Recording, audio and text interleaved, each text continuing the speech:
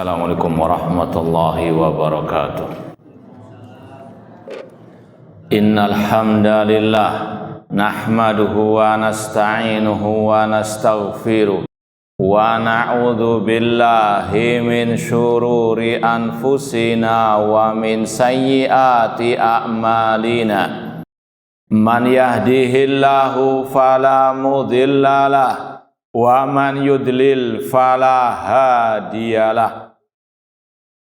Asyhadu an la ilaha illallah wahdahu la syarikalah wa asyhadu anna Muhammadan abduhu wa rasuluh.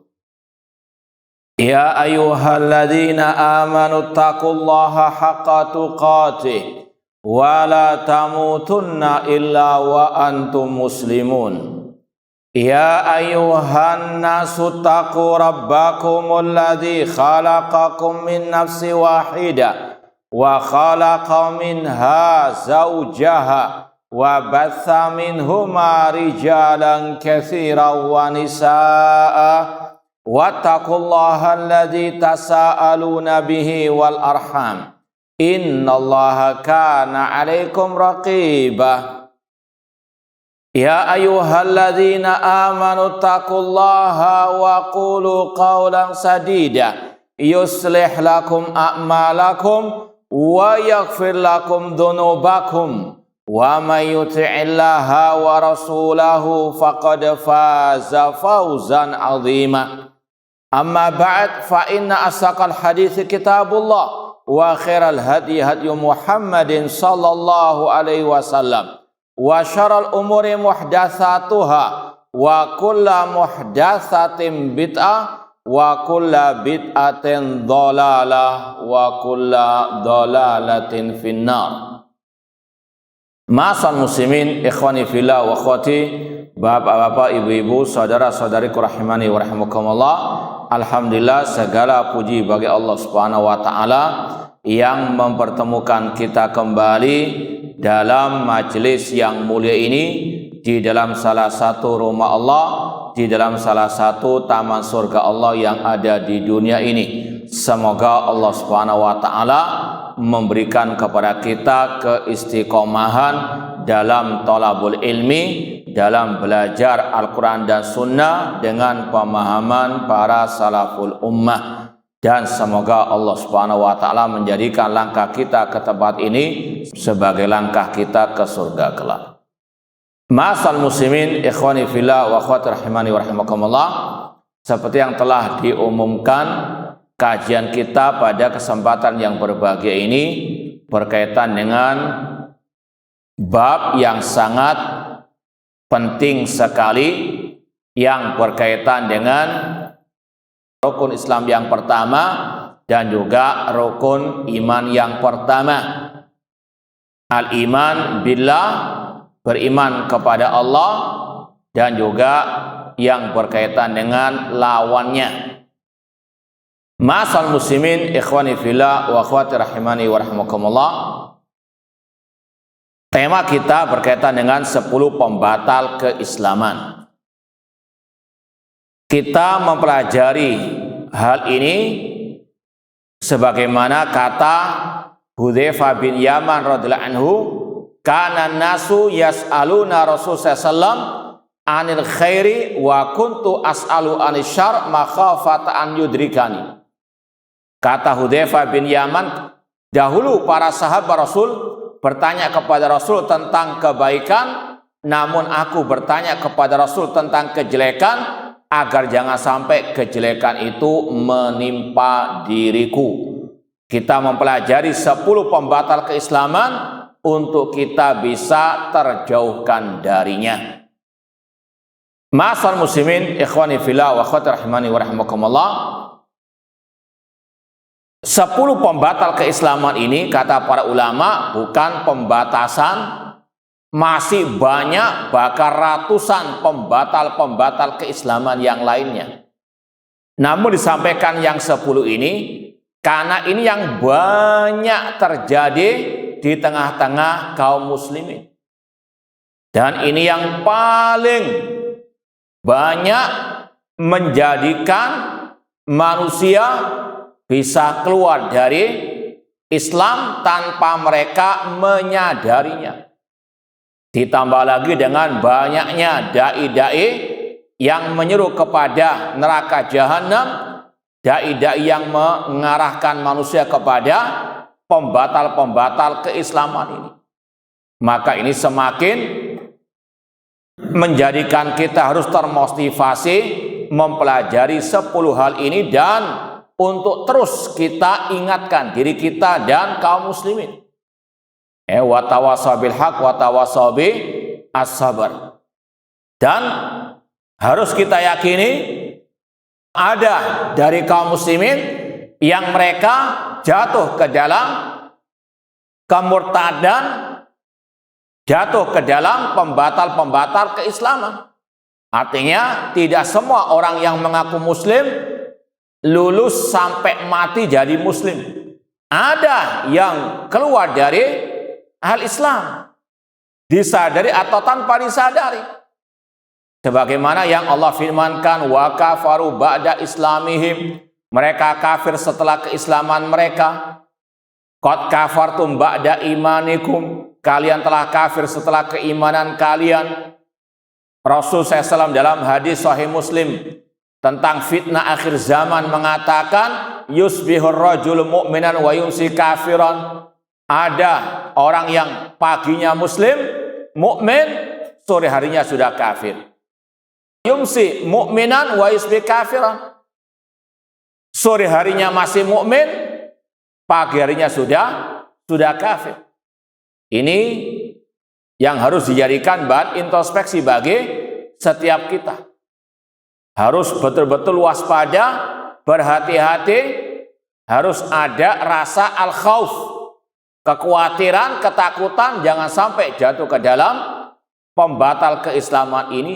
Meskipun juga harus ditambahkan dengan ar-raja, terus berharap kepada Allah agar diberikan keistiqomahan di atas Islam dan di atas sunnah Rasulullah SAW. Karena waktunya sangat terbatas, kita langsung saja memulainya dari pembatal Islam yang pertama. Meskipun sebetulnya ini kita kelupaan memberitahu, kalau mungkin sekarang bisa lihat, bisa mungkin di PDF buku yang kita telah tulis, Menyelami Samudra Kalimat Tauhid. Ya, sebetulnya kalau yang sudah punya bukunya, kan pernah kita bagi bukunya, meskipun mungkin nggak semuanya dapat. Namun qadarullah kelupaan, alhamdulillah ada yang bawa itu. Itu ada dalam buku kita Menyelami Samudra Kalimat Tauhid, halaman-halaman yang terakhir. Dan sekali lagi kalau yang mau lihat PDF-nya ada, ya silakan dilihat di download di PDF-nya itu Menyelami Samudra Kalimat Tauhid. Halaman-halaman yang terakhir kita bahas 10 pembatal keislaman. Baik, sekarang kita bacakan yang bahasa Arabnya dulu. Yang pertama, asyirku fi ibadatillahi ta'ala. Pembatal Islam yang pertama, kesyirikan dalam beribadah kepada Allah. Syirik itu kalau definisi umumnya taswiyatu ghairillahi billah fima huwa min khasaisillah.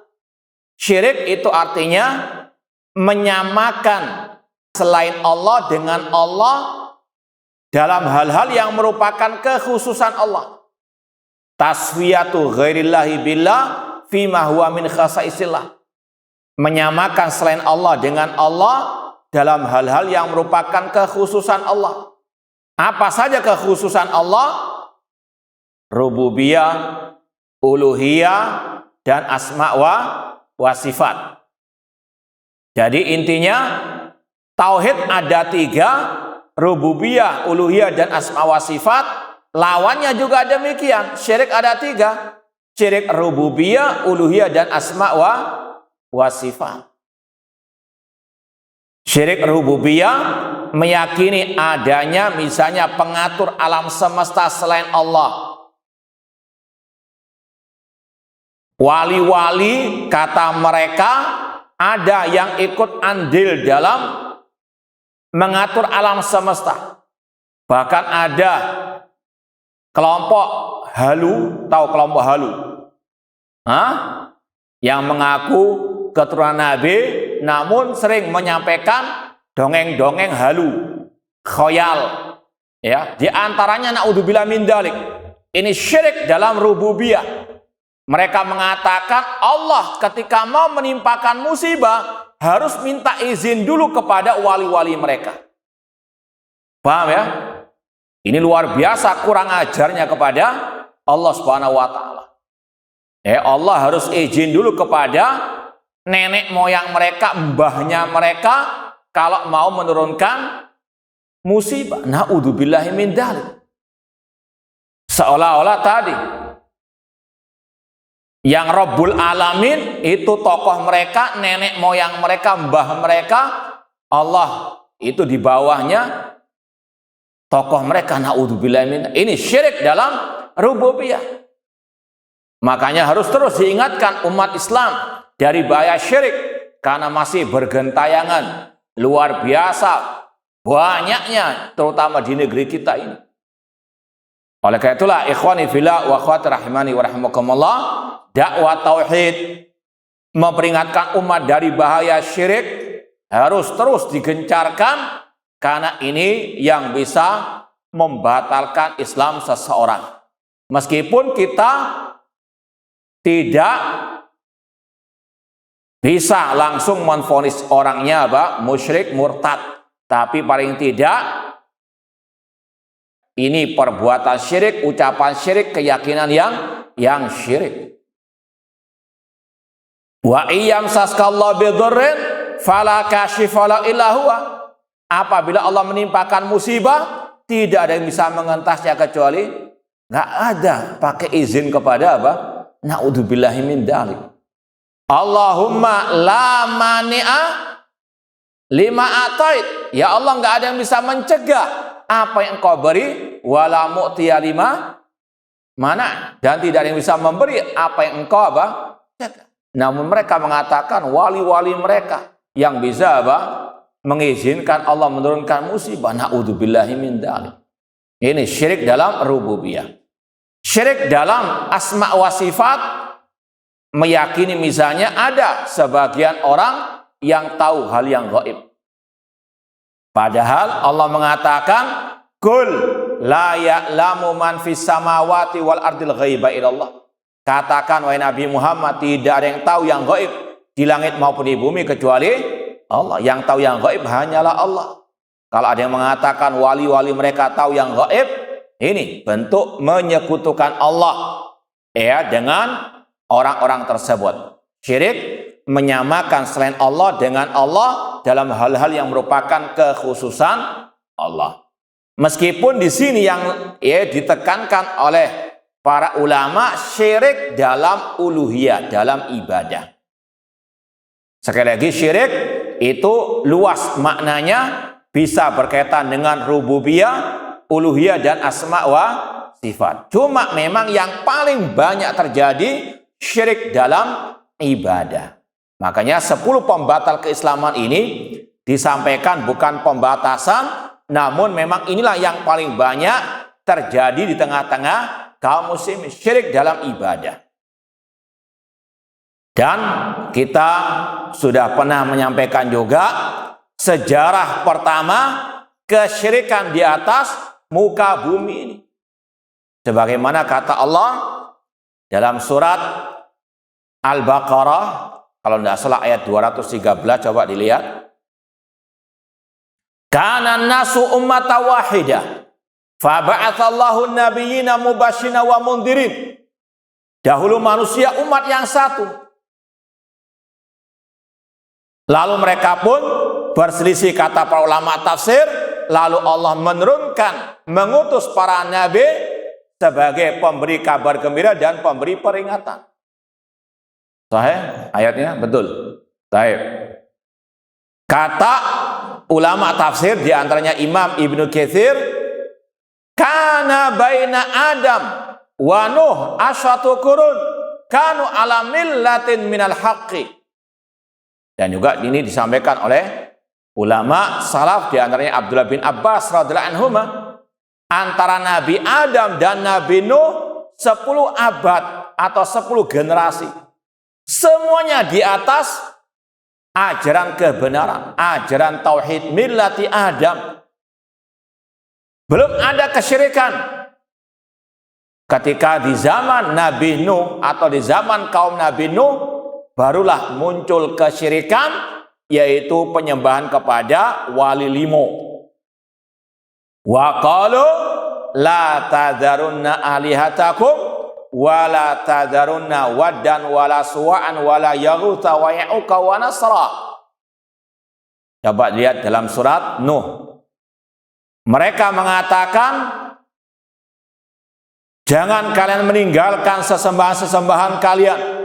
Jangan kalian meninggalkan Wad, Suwa, Yaghutz, Ya'uq dan Nasra. Kata Abdullah bin Abbas, hadi asma'u rijalin salihin min qaumin Nuh. Ini adalah 5 nama orang soleh di zaman kaum Nabi Nuh. Falamma matu auha syaitan ila qaumihim aninsibu ila majalisihim allati kanu yajrina fiha ansaba.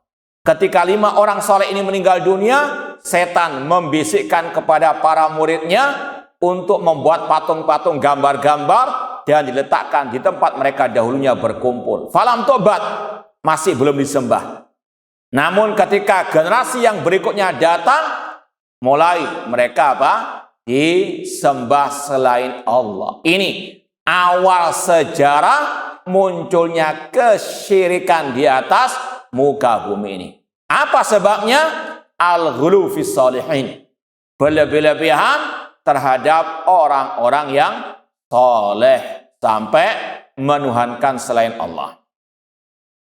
Kemudian disebutkan dalil bahayanya syirik, ancaman dosa orang yang berbuat syirik.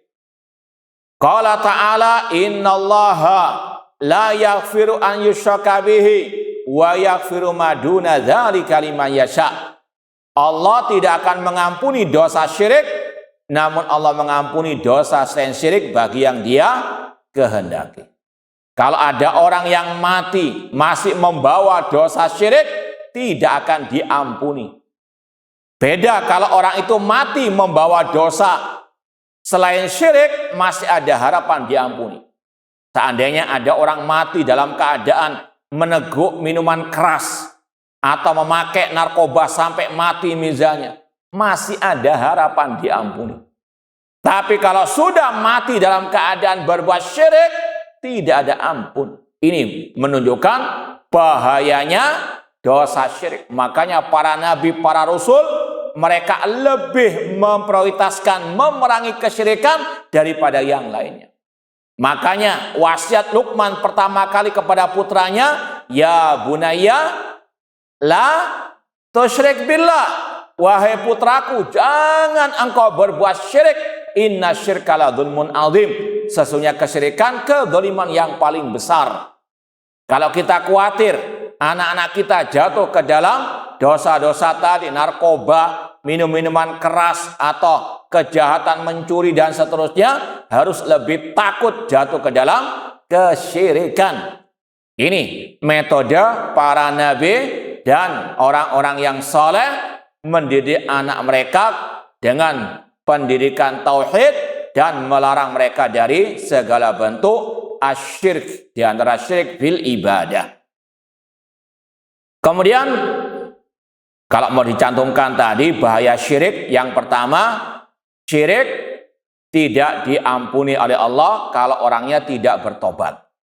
Kalau tobat pasti diterima oleh Allah. Man taba taballahu alaihi. Ini bagi yang mati masih belum bertobat. Jangan salah paham. Adapun kalau orang itu berbuat syirik namun dia bertobat, ya, maka insya Allah diterima taubatnya oleh Allah Subhanahu wa taala. Bahaya syirik, syirik yang pertama tidak diampuni oleh Allah kalau pelakunya tidak bertobat. Bahaya syirik yang kedua disampaikan di sini oleh Syekhul Islam Muhammad bin Abdul Wahab rahimahullah, innahu man yusyrik billah faqad harramallahu alaihil jannah wa ma'wahun nar wa ma lidzalimina min ansar.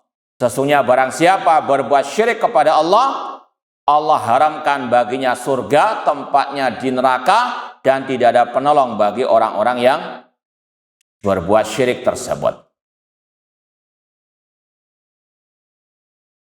Demikian pula akan gugur amalnya. Bahaya yang kedua, syirik menjadikan pelakunya kekal dalam api neraka, haram masuk surga.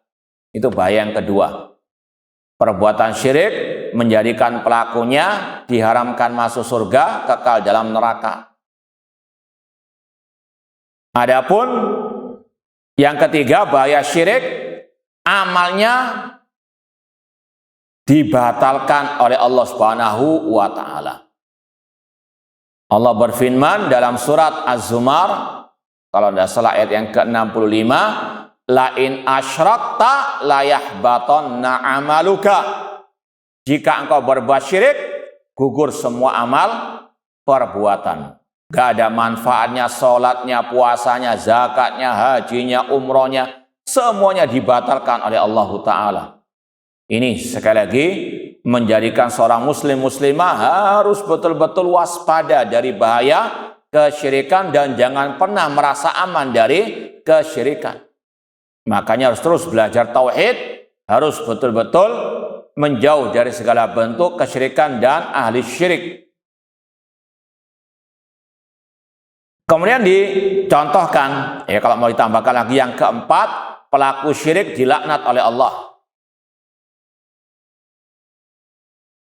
Dalilnya hadis Sahih Muslim, la'anallah man dzabaha li ghairillah. Allah melaknat orang yang menyembelih bukan karena Allah. Kemudian ikhwani fillah wa akhwat rahimani wa rahimakumullah, wa min dzalika du'aul amwat. Contoh syirik dalam ibadah, kata Syekh di sini, berdoa kepada yang meninggal dunia. Bedakan antara mendoakan yang meninggal dengan berdoa kepada yang meninggal. Boleh tidak mendoakan yang meninggal? Disyariatkan, dianjurkan. Rabbana ighfir lana wa li ikhwanina alladziina sabaquna bil iman. Orang yang mati butuh doa kita. Bukan malah kita yang butuh didoakan oleh mereka. Ini bagi yang masih sehat akalnya. Orang yang meninggal dunia terputus amalnya. Siapapun itu. Idza mata ibnu adam inqata amalu. Maka mereka butuh didoakan yang masih hidup. Bukan orang yang hidup malah minta doa kepada yang meninggal dunia. Maka syirik kalau ada yang berdoa kepada yang meninggal dunia.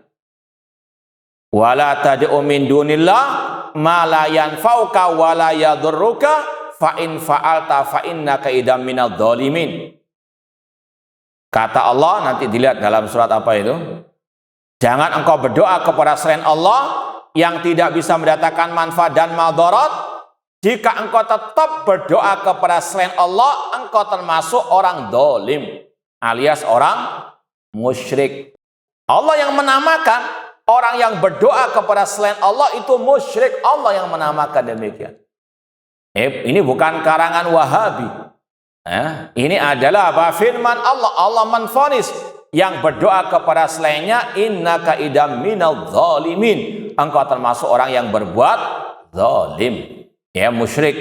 Nah, contoh yang berikutnya kata beliau, wal istighatsa bihim, memohon pertolongan kepada yang meninggal dunia, entah itu nabi, entah itu wali yang telah mati. Dikala susah istighatsa, minta tolong dikala susah. Ini juga sama maknanya dengan doa, cuma ini diikat dengan kata-kata di waktu apa? Susah. Itu termasuk syirik, meminta tolong kepada Allah. Ya Rasulullah aghisni, ya Syekh Abdul Qadir Jailani, tolonglah aku sembuhkan penyakitku. Na'udzubillahi min dzalik. Makanya kalau dalam Al-Quran dan hadis, kalau kita baca doa-doa, zikir-zikir yang Rasul ajarkan, tidak ada kecuali mohon kepada Allah. Ya Hayyu ya Qayyum bi rahmatika astaghits, Rabbana la tuzigh qulubana, Rabbana hab lana min. Tidak ada doa yang diajarkan Al-Quran dan Sunnah minta kepada Rasul atau minta kepada wali yang telah mati. Ya, tidak lain itu hanyalah ajaran kesyirikan. Contoh syirik dalam ibadah, wan nazar wadzabah lahum, bernazar menyembelih kepada selain Allah. Ketika di PHK datang ke kuburan wali. Ini orang yang nggak sehat akalnya. Walinya saja sudah nggak kerja, sudah apa? Ini kena PHK datang ke kuburan wali bernazar. Wahai wali, kalau saya nanti dapat pekerjaan, saya traktir Anda. Ini nazar kepada apa? Wali yang telah mati, syirik kepada Allah. Yufuna bin nazar. Nazar kepada Allah Subhanahu wa taala. Meskipun hukum asal nazar itu makruh. Kata Rasul, la yustakhraj illa minal bakhil. Tidaklah keluar nazar kecuali dari orang yang bakhil. Karena dia tidak mau beribadah kecuali kalau ada apa? Imbalannya. Kemudian menyembelih untuk selain Allah. Mau bangun rumah, takut diganggu sama jin penunggu rumah, menyembelih kambing atau sapi atau mungkin ayam, kemudian ditujukan kepada jin yang menunggu rumah tersebut. Ini orang yang juga nggak sehat akalnya. Di SHM tanah itu namanya siapa? Jin. Punya dia, ngapain izin kepada apa? Jin-jin tersebut. Sedangkan Allah mengatakan, fasalli rabbika wanhar, salatlah untuk Rabbmu dan sembelihlah untuk menyembelih untuk Allah. Kemudian syirik dalam penyembelihan juga, kalau orang itu mengatakan ketika menyembelih dengan menyebut nama Syekh Abdul Qadir Jailani, dengan menyebut nama Nabi, ini juga syirik kepada Allah. Jadi syirik dalam penyembelihan ada dua cabangnya. Ketika niatnya untuk selain Allah, mendekatkan kepada selain Allah, atau tadi lewat kata-kata ketika menyembelih dengan menyebut nama fulan ketika menyembelih. Sekali lagi ini dua-duanya syirik kepada Allah Subhanahu wa taala. Kaman yadbah lil jin awil qabr, seperti kata Syekh, orang yang menyembelih untuk jin atau untuk kuburan. Kita pindah kepada pembatal Islam yang kedua. Man ja'ala bainahu wa bainallahu wasa'id yada'uhum wa yas'aluhumus syafa'ata. Orang yang menjadikan perantara antara dirinya dengan Allah, yang mereka menyeru kepada mereka, berdoa kepada mereka, dan memohon kepada mereka asy-syafa'ah. Ini tawassul dengan orang yang sudah meninggal dunia. Wahai Syekh Abdul Qadir Jailani, sampaikan doaku kepada Allah. Syekh Abdul Qadir Jailani nggak mungkin bisa mendengarkan apa? Doa mereka. In tad'uhum la yasma'u du'aakum. Kata Allah, jika kalian berdoa kepada yang meninggal dunia, tidak mungkin mereka bisa mendengarkan doa kalian.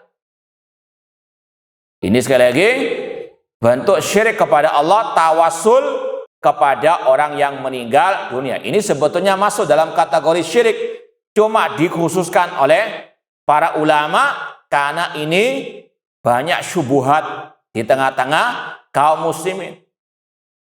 Kan kita nggak minta kepada yang meninggal, mereka sekedar perantara agar mendekatkan kami kepada Allah. Kalau kita doa langsung, kita kan banyak dosa, nggak mungkin diterima. Harus lewat perantara. Ini bentuk su'udon kepada Allah. Allah mengatakan, ud'uni astajib lakum.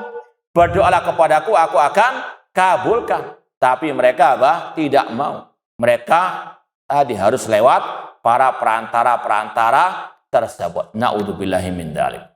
Dan Allah mengatakan dalam surat Az-Zumar, ayat yang ketiga, walladzina takhadhu min duni awliya ma na'buduhum illa liyuqarribuna ilallahi zulfa. Dan orang-orang yang menyeru kepada selain Allah, mereka mengatakan kami tidak beribadah kepada orang-orang yang mati tersebut namun mereka hanya perantara yang mendekatkan kami kepada Allah dengan sedekat-dekatnya. Demikian pula dalam surat Yunus, nanti dilihat ayatnya, wa ya'buduna min dunillah ma la yadurruhum wa la yanfa'uhum wa yaquluna haula'i syufa'auna indallah. Dan orang-orang yang beribadah kepada selain Allah, mereka mengatakan, mana abudum? Kami nggak menyembah mereka. Namun mereka ini hanya sekedar pemberi syafaat kami di sisi Allah. Namun Allah menvonis mereka beribadah kepada selainnya. Ini hukum tawasul kepada orang yang telah meninggal dunia. Pembatal keislaman yang kedua, kalau orang itu tawasul dalam berdoa kepada yang meninggal dunia, wahai Syekh Fulan, wahai wali Fulan, dan seterusnya. Maka sekali lagi, kalau dalam Islam, dalam Al-Quran dan Sunnah nggak ada satupun ayat hadis yang mengajarkan tawasul ketika berdoa kepada yang telah meninggal dunia. Makanya dahulu para sahabat paham betul akan hal ini. Makanya ketika Rasul telah meninggal dunia, nggak ada satupun hadis yang sahih, riwayat yang sahihah dari para sahabat. Mereka minta-minta dengan tawasul kepada Rasul. Ketika Rasul masih hidup, ya mereka minta didoakan oleh Rasul. Tapi ketika Rasul meninggal dunia, tidak ada satupun yang minta didoakan oleh Rasul SAW. Bahkan ketika paceklik di zaman Umar bin Khattab, mereka mendatangi Abbas bin Abdul Muttalib, pamannya Rasul, untuk berdoa kepada Allah diturunkan hujan. Ini akidah pemahaman para as-sahabah. Pembatal yang ketiga, malam yukafir al-musyrikin aw syakka fi kufrihim aw sahaha madzhabahum kafara. Barang siapa yang tidak mengkafirkan orang-orang musyrikin atau ragu dengan kekafiran mereka atau membenarkan mazhab mereka, maka dia kafir. Ini ada 3 poin. Yang pertama, yang tidak mengkafirkan orang musyrikin. Yang tidak mengkafirkan nonis. Tahu nonis? Iya. Orang Yahudi, orang Nasara, mereka kufar, orang kafir. Allah yang menamakan mereka kafir. Innal ladzina kafaru min ahlil kitab wal musyrikin. Ayatnya jelas. Sesungguhnya orang kafir dari ahlil kitab. Siapa ahlil kitab? Siapa ahlil kitab? Yahudi dan Nasara. Allah menyatakan mereka innal ladzina kafaru. Yang enggak mengatakan mereka kafir, itu kafir sendiri. Paham ya? Yang enggak mengkafirkan orang non-muslim tadi, dia kafir. Paham dong? Ini bukan radikalisme, ini bukan terorisme, ini ajaran Al-Quran. Kalau sekedar mengatakan orang Yahudi Nasara kafir dikatakan radikalisme, terorisme, ini hukumnya apa? Menuduh Al-Quran mengajarkan naudzubillah min dzalik. Makanya yang tidak mau mengkafirkan Yahudi Nasara atau selain Muslim tadi, maka dia yang kafir. Kenapa? Dia mendustakan Al-Quran. Paham ya? Paham enggak? Ini selain Muslim kafir. Tapi bukan berarti kalau kita mengatakan mereka kafir boleh didolimi. Bukan. Bukan itu maksudnya. Ya, namun kita wajib mengimani ayat-ayat Al-Quran. Bahwasanya Allah menyatakan selain Muslim kafir. Bahkan Allah turunkan satu surat, Qul ya ayyuhal kafirun. Ya, maka hati-hati dengan kelompok-kelompok liberal yang ingin untuk menggembosi akidah kaum muslimin. Ya, mengatakan mereka kafir saja tidak boleh, udzubillahi min dzalik. Ya ini sekali lagi hati-hati, antek-antek haula'il yahud wan nasara. Kemudian bagian yang kedua, atau ragu tentang kekafiran mereka. Orang muslim wajib yakin terhadap isi Al-Quran. Dan dalam Al-Quran dikatakan tadi, innalladzina kafaru min ahlil kitab. Ahlil kitab itu kafir. Allah yang mengatakan demikian. Ditambah lagi dengan ayat-ayat yang lain banyak sekali. Laqad kafaral ladzina qalu innallaha tsalitsu tsalatsa. Sungguh kafir orang-orang yang mengatakan Allah itu satu tapi tiga. Ditujukan kepada siapa ini? Orang Nasara, mereka kafir. Allah yang mengatakan demikian. Bukan karangan Wahabi ini. Ya, ini Allah yang mengatakan demikian. Yang ragu tentang kekafiran mereka, dia yang kafir. Karena otomatis dia ragu terhadap apa? Al-Quranul Karim.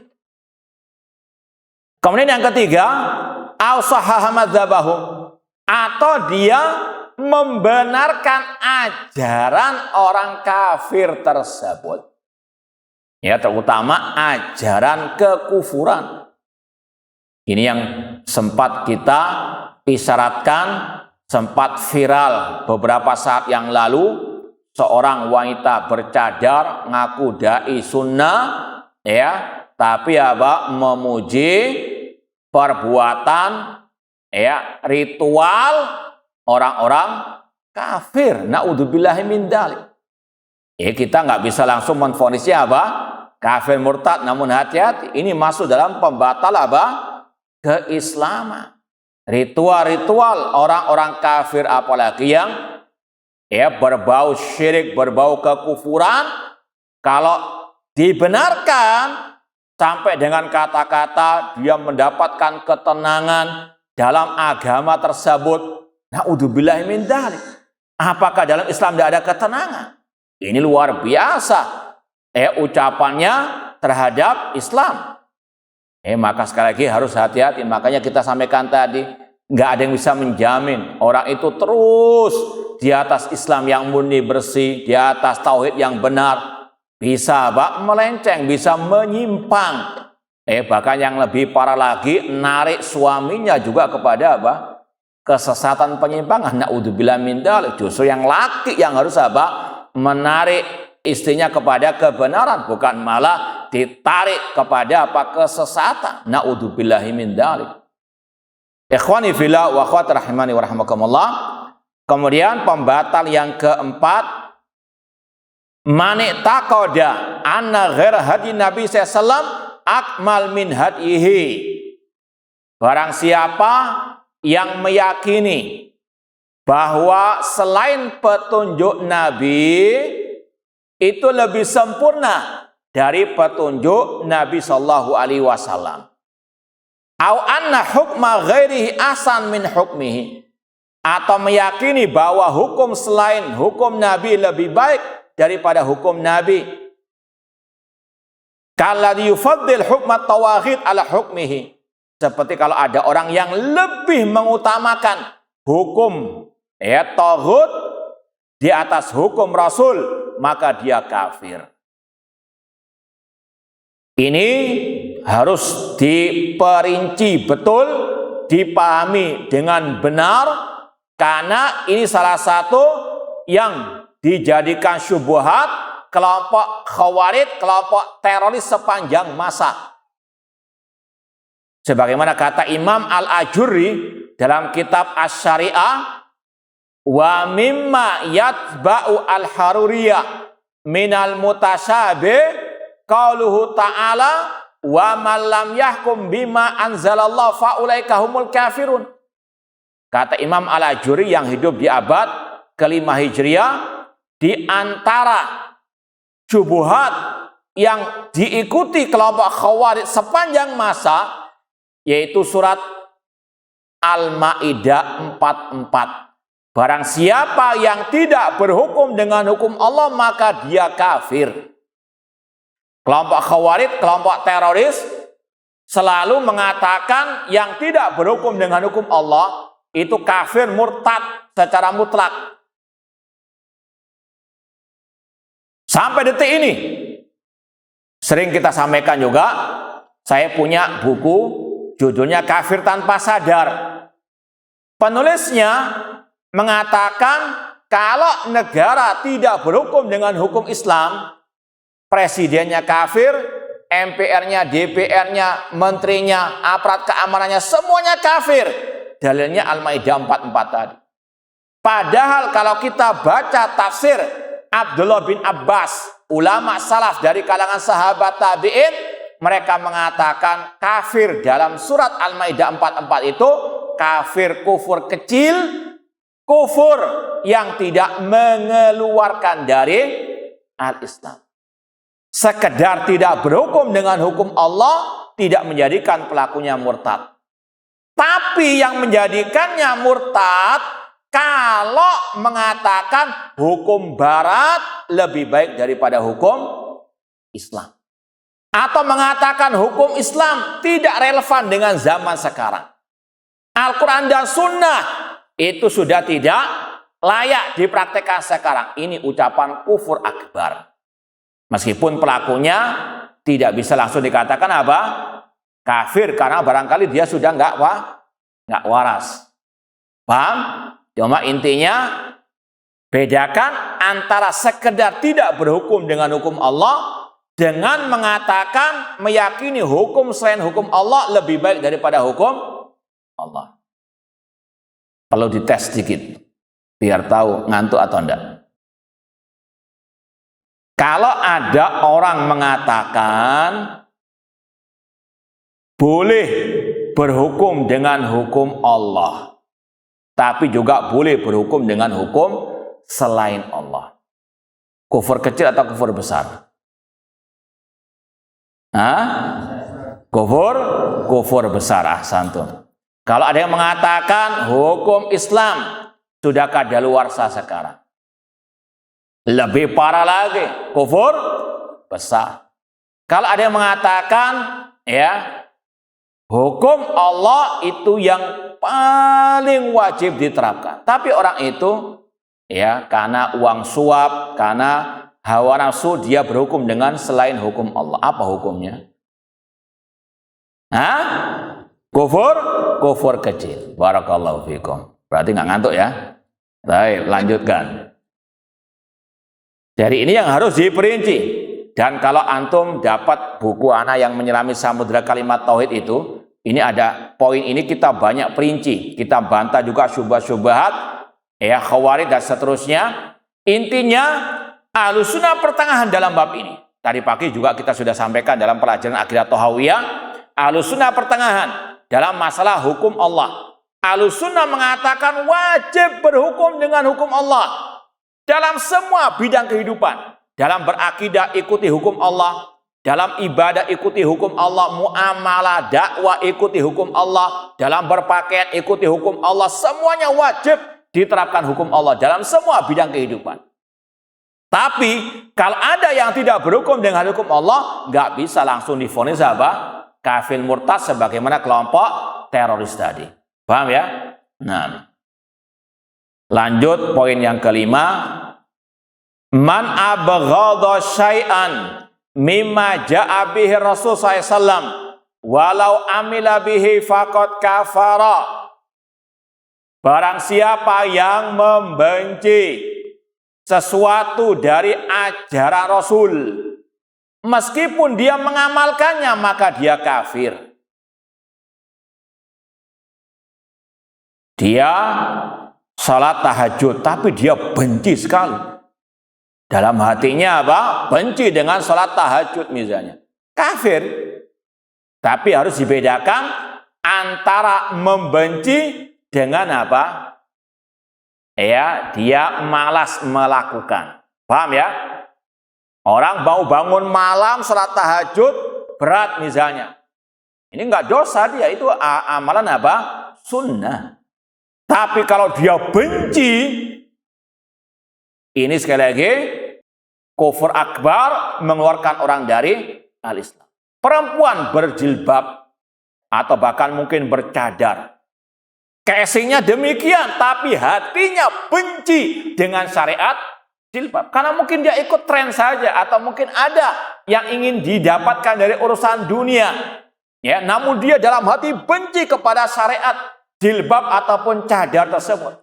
Maka dia kafir. Maka hati-hati. Ya, masalah hati ini yang bisa mengarahkan orang kepada tadi kekufuran.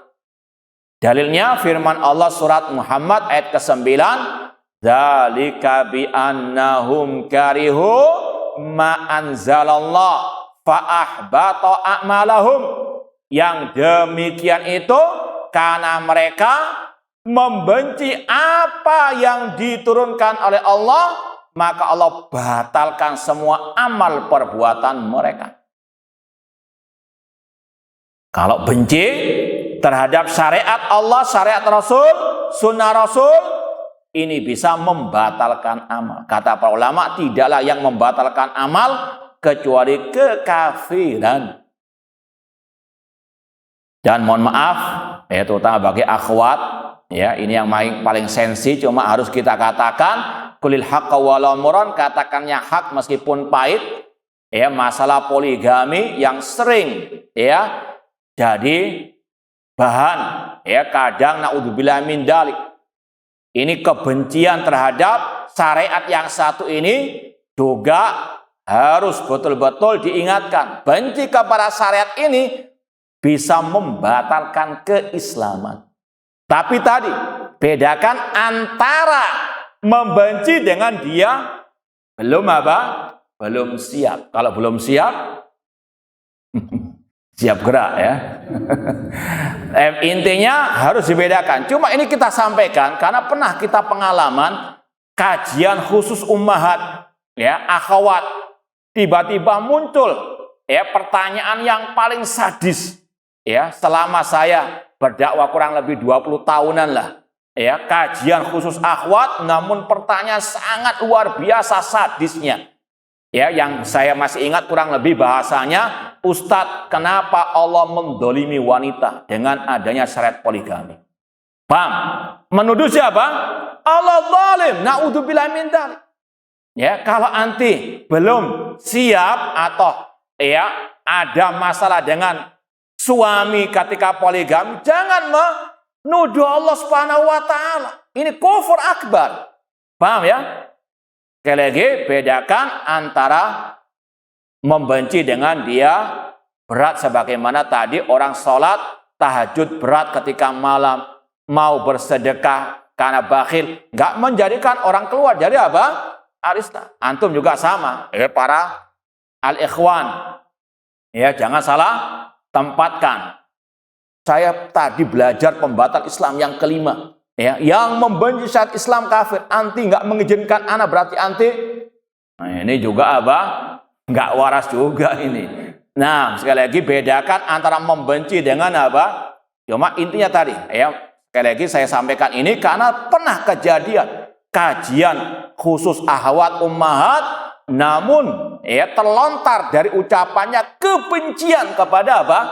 Syariat poligami atau ta'addud. Ya, ini yang harus kita pahamkan. Kalau Anda benci kepada syariat ini, nggak ada manfaatnya. Anti bercadar, berjilbab, sholat 5 waktu, batal semua amal ibadah. Ya, sekali ini kalau apa? Kalau membenci syariat Allah Subhanahu wa taala. Nah, kemudian yang keenam, man istahza'a bi syai'in min dinir rasul au thawabihi au iqabihi kafara.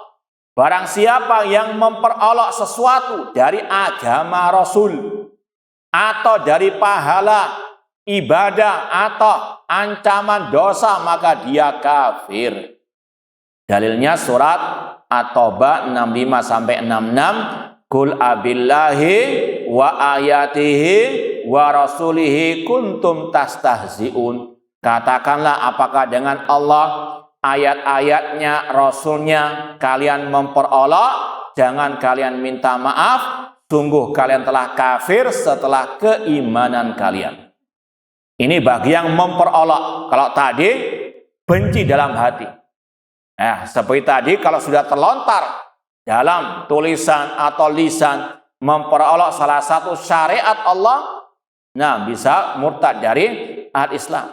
orang nyinyiri cadar, ya, orang bercadar dikatakan ninja, yang berjenggot dikatakan kambing. Kalau dia tahu itu sunnah Rasul, itu syariat Allah dan Rasul, kemudian diperolok, dibuat candaan, ini ancamannya. Qad kafartum ba'da imanikum. Kalian telah kafir setelah apa? Keimanan kalian. Yang ya jenggotnya paling panjang itu yang paling bodoh misalnya. Ini celaan kepada Rasul. Rasul berjenggot. Ya, kalau dia tahu itu sunnah Rasul namun tetap memperoloknya, maka ini ancaman Allah, qad kafartum ba'da imanikum. Maka jaga al-lisan. Makanya kata para ulama, orang itu masuk Islam mudah, hanya mengucapkan 2 kalimat syahadat. Asyhadu alla ilaha illallah wa asyhadu anna Muhammad Rasul. Masuk Islam sudah. Tapi keluar dari Islam bisa lebih cepat dari itu. Seperti tadi mengatakan wanita bercadar itu kayak ninja, yang berjenggot kayak kambing misalnya. Ini singkat, lebih singkat dari 2 kalimat apa? Syahadat. Kalau dia paham itu sebagai syariat Allah diolok, maka ancamannya qad kafartum ba'da imanikum. Ma'asal muslimin ikhwani fillah wa akhwati rahimani wa rahmakumullah. Kemudian poin yang ke-7, as-sihru, sihir. Sihir definisinya kumpulan dari jimat-jimat, jampi-jampi ala dukun yang di dalamnya ada minta bantuan kepada jin-jin atau setan-setan dari kalangan al-jin. Itu namanya as-sihir. Kumpulan dari jimat-jimat, jampi-jampi ala dukun, dan di dalamnya ada unsur meminta bantuan kepada setan-setan dari kalangan al-jin. Di antaranya di sini kata beliau, wa minhu as-sarfu wal atf. Di antaranya kalau istilah kita sihir pelet. Tahu pelet? Bukan makanan ikan ya. Kan ada ikan pelet ya. Nah, ya bukan itu. Ini sihir ya, ada laki-laki yang enggak laku-laku ya datang ke dukun ya untuk apa? Minta didapatkan wanita yang dia inginkan. Itu namanya apa? Sihir pelet. Kalau dalam bahasa Arabnya as-sarf, yang memalingkan orang kepada dirinya.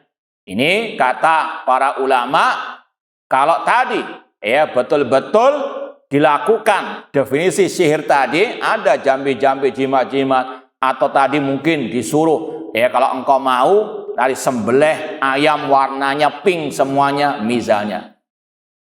Tujuannya tadi untuk mendekatkan kepada al-jin. Dan wajib diyakini tukang sihir, dukun yang asli, yang sejati, tidaklah mereka bisa melakukan sihir perdukunan kecuali dengan bantuan dari setan dari kalangan al-jin. Dan tidaklah jin mau membantu kecuali dukun tukang sihir harus tunduk kepadanya dan harus berbuat syirik kufur besar. Itu sudah apa? Rahasia umum. Ya, nggak ada yang namanya dukun tukang sihir yang sejati kecuali ada MOU dengan setan dari kalangan jin untuk tadi mereka harus kafir murtad dari Islam dengan apapun yang bisa dia lakukan. Ada yang tadi menyembelih untuk jin, ada yang menulis naudzubillah min dzalik ayat Al-Qur'an dengan darah haid, darah nifas. Ada pula yang membuang mushaf Al-Quran di toilet. Dan ini pernah kejadian di Saudi Arabia. Di sana dulu ada, ya insya Allah sampai sekarang, kayak densus gitu yang mengejar, mendpo para dukun-dukun tukang sihir. Ketemu dihukum mati, dikejar-kejar. Pernah ditemukan di rumah dukun-dukun tersebut, tadi mushaf-mushaf yang dibuang di toilet. Ya, itu sebagai apa? Syarat mereka menjadi dukun. Itu daripada jin tadi. Ya, sekali lagi, dukun dan tukang sihir tidak menjadi dukun dan sihir yang sejati kecuali harus jatuh ke dalam kesyirikan, kekafiran. Makanya Allah berfirman, wa ma yu'allimani min ahadin hatta yaqula innama nahnu fitnatun fala takfur. Dan tidaklah keduanya mengajarkan kepada seorang pun tentang sihir sampai mereka mengatakan sesungguhnya kami adalah ujian, maka jangan kufur. Artinya sihir itu kufur akbar, yaitu sihir dalam artian yang sudah kita sampaikan tadi. Yang kedelapan, mudhaharatul musyrikin wa mu'awanatuhum alal muslimin. Membantu orang musyrikin, menolong mereka atas kaum muslimin. Antum kasih tambahan lagi, ridha terhadap agama mereka. Didasari oleh apa? Ridha terhadap agama orang kafir. Dalilnya surat Al-Maidah ayat yang kelima. Wa may yatawallahum minkum fa innahum minhum. Barang siapa yang tawalli kepada mereka, maka dia termasuk dari golongan mereka, orang kafir. Kata para ulama, kata-kata tawalli, barang siapa yang bertawalli kepada orang kafir maka dia kafir, itu maknanya ridha terhadap agama orang kafir. Paham ya? Jangan salah paham. Ini juga syubhat teroris di zaman ini khususnya. Kalau ada negara muslim minta bantuan negara kafir, wah ini kafir juga. Tidak seperti itu. Ini yang dimaksud dalam ayat, barang siapa yang tawalli, yaitu yang ridha kepada agama orang kafir, maka dia termasuk orang kafir tersebut.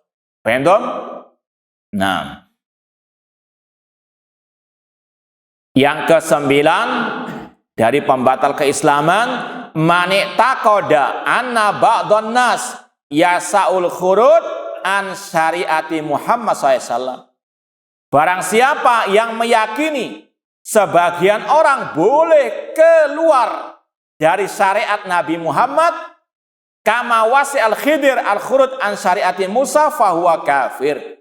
Sebagaimana kata mereka, Nabi Khidir keluar dari syariat Nabi Musa, maka orang yang mengatakan boleh keluar dari syariat Nabi Muhammad, dia kafir. Seperti sebagian tarekat-tarekat yang ekstrim, mereka mengatakan kalau sudah tingkat makrifat tidak wajib mengikuti syariat Nabi Muhammad.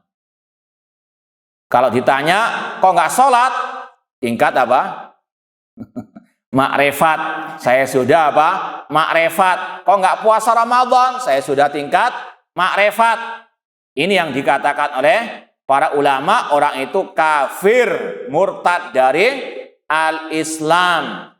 Karena Rasul sendiri mengatakan, walladzi nafsi biyadih la yasma'u bi ahadun min hadil ummah yahudiyan aw nasraniyan thumma yamutu wa lam yu'min billadzi ursiltu bih illa kana min ashabin nar.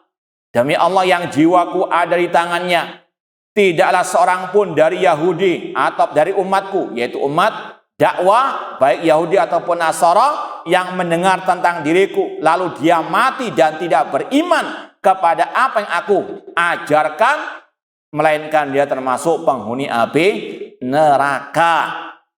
Allah mewajibkan semuanya mengikuti ajaran Rasul. Wa ma'atakumur rasulu fakhudhu. Kok ini ada aliran itu tadi? Kalau sudah tingkat makrifat atau apalah namanya, kata mereka sudah tidak wajib mengikuti syariat Nabi Muhammad. Na'udzubillahi min dzalik. Ini yang bisa mengeluarkan dari Islam. Adapun syubhat tadi, Nabi Khidir kan nggak wajib mengikuti Nabi Musa.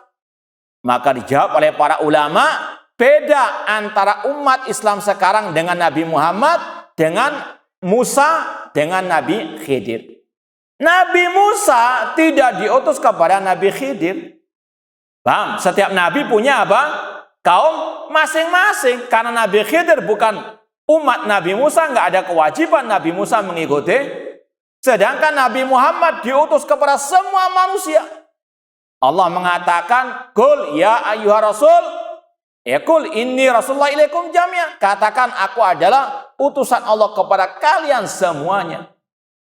Rasul bersabda, "Utitu khamsan lam yu'tahunna nabiyyan qabli." Aku diutus atau aku diberi 5 keistimewaan yang tidak diberikan kepada nabi sebelumku. Di antaranya, buistu kanan nabiyyu buista ila qaumi khassatan wa buistu ila nasi jami'an. Dahulu para nabi diutus kepada kaumnya masing-masing, sedangkan aku diutus kepada semua manusia.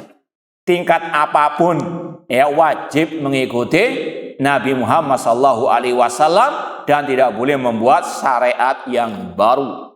Dan yang terakhir, al-irad an dinillah la yata'allamuhu wa la ya'malu bihi. Berpaling dari agama Allah secara totalitas. Berpaling dari agama Allah secara totalitas. Tidak mau mempelajarinya, tidak mau mengamalkannya sama sekali. Cuek terhadap Islam secara totalitas. Hidupnya hanya untuk makan, minum, bersenang-senang, meskipun KTP-nya Islam. Maka ini menjadikan orangnya murtad dari al-Islam. Na'udzubillahi min dzalik. Allah berfirman dalam surat As-Sajdah ayat 22, "Wa man azlamu mimman dzukira bi ayati rabbih tsumma arada anha inna minal mujrimina muntaqimun." Barang siapakah yang lebih zalim dari orang-orang yang telah diperingatkan ayat-ayat Allah kemudian dia berpaling darinya. Sesungguhnya kamilah, kata Allah, yang akan menghukum orang-orang al-mujrimin alias orang-orang kafir tersebut. Wallahu ta'ala alam. Ini sekilas 10 pembatal keislaman, meskipun idealnya itu dikaji lebih rutin lagi, namun ini mala yudrakulu la yudrak julluhu. Taib, kita buka soal jawab, mungkin maksimal 10 menit lah maksimal. Nah, kalau tidak ada jangan dipaksa. Silakan Pak. Bismillah.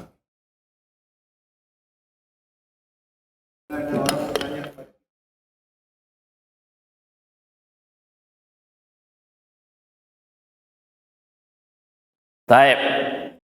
Kalau mengatakan apakah Anda Muslim, jawabnya cukup iya saya Muslim titik, tanpa ditambah-tambah insya Allah.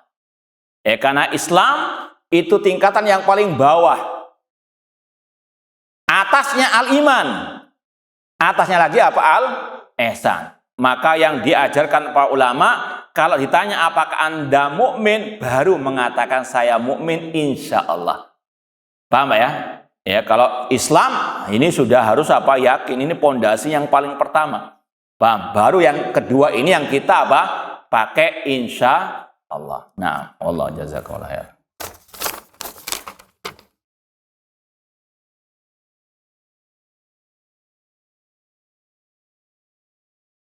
Jika seorang muslim melakukan 10 pembatal, banyak sekali, tanpa disadari, apakah mereka otomatis bukan muslim lagi? Iya.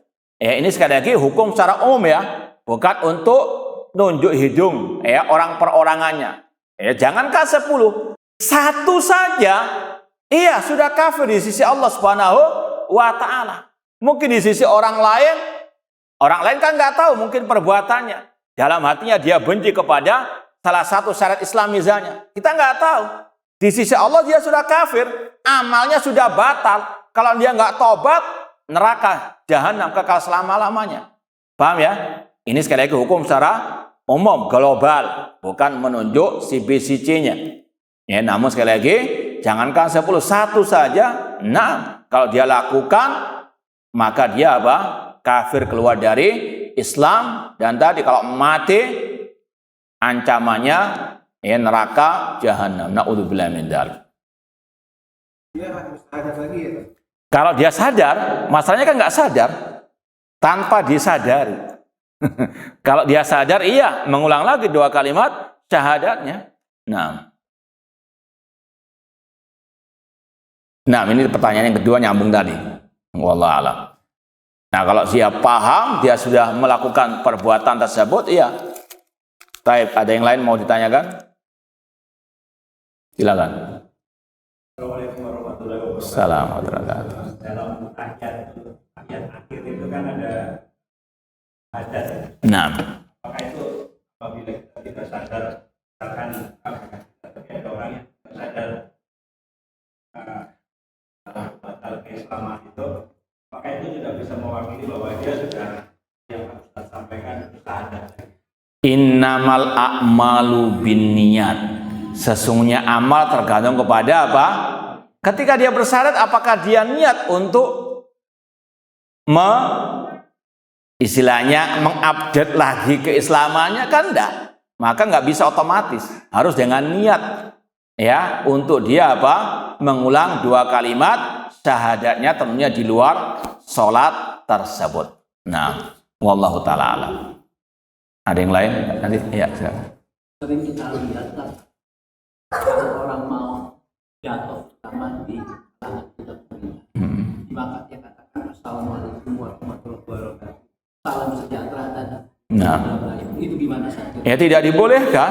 Ya, dalam Islam seorang muslim harus menunjukkan jati dirinya bahwasanya faqulu syahadu bi anna muslimun. Kami adalah kaum muslimin. Kami melaksanakan hanya syariat al-Islam.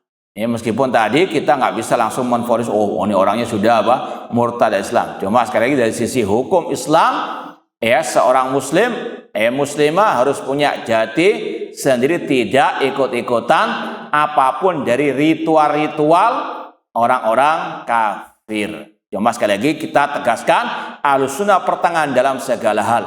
Dalam masalah menyikapi orang kafir, pertengahan.